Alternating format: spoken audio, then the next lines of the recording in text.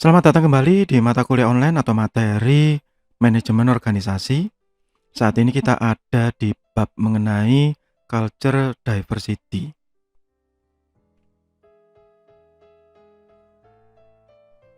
Jadi di bab ini kita mempelajari tentang perbedaan budaya yang terjadi di dalam organisasi, entah itu antar organisasi ataupun di internal organisasi. Pada saat ada banyak orang yang berkumpul di dalam satu organisasi, maka akan terjadi culture diversity atau perbedaan budaya, keragaman budaya di dalam satu organisasi yang dibawa oleh masing-masing anggota organisasi tersebut. Kalau itu di perusahaan ya oleh karyawan perusahaan tersebut. Tetapi nantinya tugas dari pihak pimpinan itu membawa keragaman budaya itu menjadi kekuatan, bukan menjadi kelemahan. Salah satu contoh budaya yang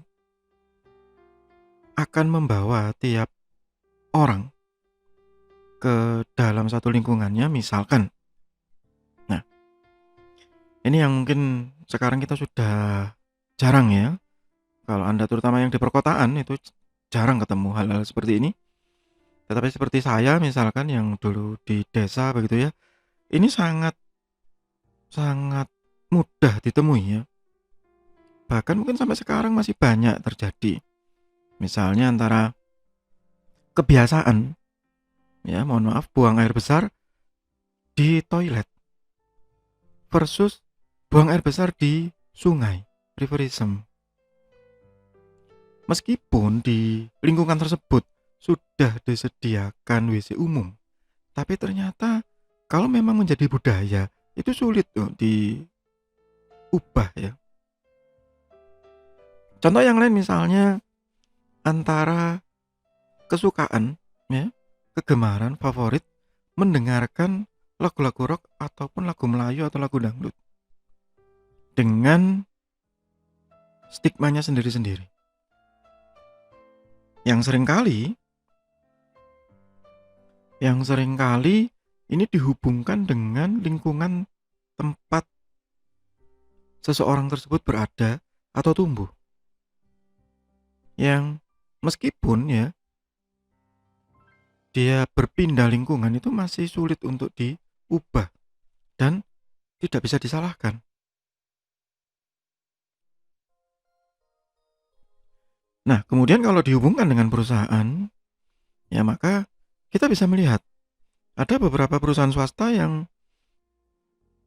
mungkin kita melihat di dalamnya itu bekerja dengan sangat efisien, sangat cepat, ya, dibandingkan dengan ya ini fakta yang terjadi di lapangan dengan kantor-kantor pemerintahan yang seakan-akan sangat santai, sangat rileks gitu ya, sangat apa, kalau bahasa Jawa itu ngentengno gitu. Ya menganggap remeh pekerjaannya. Habis datang gitu ya. Ini yang saya ketahui sendiri begitu. Datang ya, tidak langsung bekerja. Ya mohon maaf ini fakta, kenyataan. Dibandingkan dengan beberapa perusahaan swasta yang begitu masuk, wah langsung ngegas begitu. Ya, dan itu adalah budaya organisasi. Yang bahkan orang yang rajin sekalipun, kalau masuk ke lingkungan pemerintahan seringkali juga ya jadi santai, jadi rileks. Kenapa? Ya karena lingkungannya begitu dan terbawa arus budaya yang ada di situ. Itu contoh ya culture diversity. Culture sendiri atau budaya sendiri bisa didefinisikan sebagai the learn and share way of thinking and acting among a group of people or society. Jadi pada satu tempat gitu ya, seseorang itu bisa memiliki budaya yang berbeda saat dia berubah di tempat yang lain.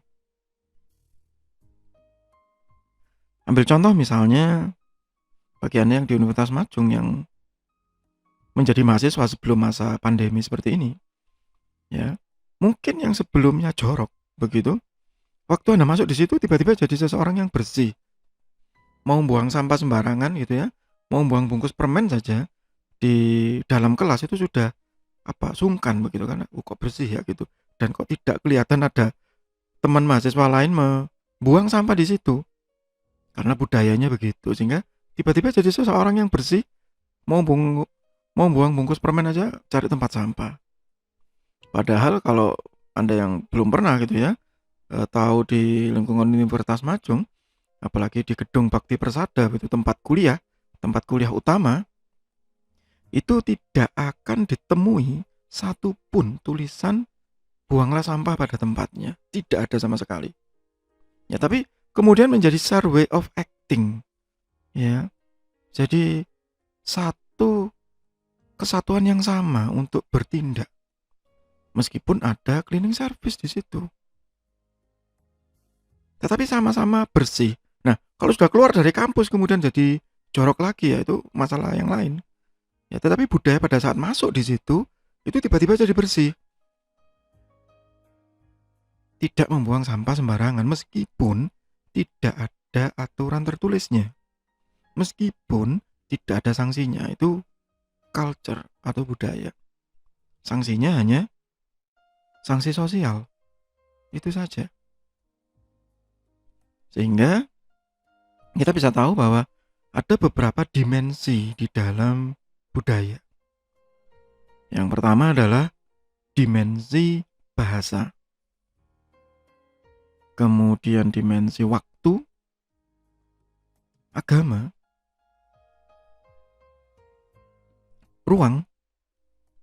Ya, dan setiap dari hal tersebut itu akan membawa pembawaan sendiri-sendiri. Saya kembali lagi. Misalnya bahasa. Ada beberapa bahasa daerah di Indonesia ini yang meskipun gitu ya berbicara dengan sopan, tapi orang lain dari daerah lain itu akan menganggap kasar. Ya, misalnya bahasa Jawa saja yang berbeda-beda. Mulai dari Jogja, Jawa Tengah, sampai ke Jawa Timur. Bahkan di Jawa Timur pun itu sudah berbeda-beda.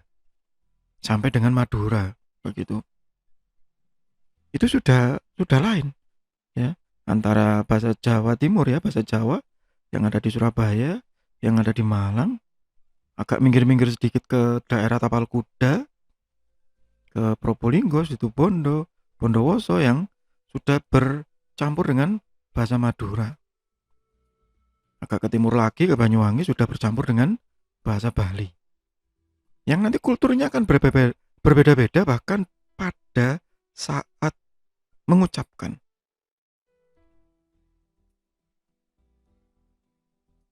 Kemudian juga bergantung kepada time orientation, pada waktu, berapa lama dia di situ. Misalnya salah seorang mantan mahasiswa saya yang lama di Malaysia, ya tanpa sadar waktu pulang ketemu ya jadi orang Melayu begitu. Ya, karena dia sudah lama di sana, sudah bertahun-tahun. Tanpa sadar itu. Ya. Kemudian agama. Apakah itu akan membawa pengaruh? Iya, untuk budaya. Ya, meskipun kadang-kadang budaya itu tidak diatur dalam agama itu sendiri. Misalkan memakai sarung yang sangat jamak gitu ya. Terutama kalau di kaum muslim yang di daerah Jawa khususnya. Di daerah lain juga sama, di Indonesia, di Malaysia begitu. Tetapi sesama muslim kalau di Arab mungkin kita nggak ketemu orang pakai sarung. Beda lagi. Karena perintahnya kan hanya menutup aurat, bukan memakai sarung. Nah, sarung dari budaya itu tadi terbawa karena dimensi agama. Dimensi ruang itu tadi, tempat ya.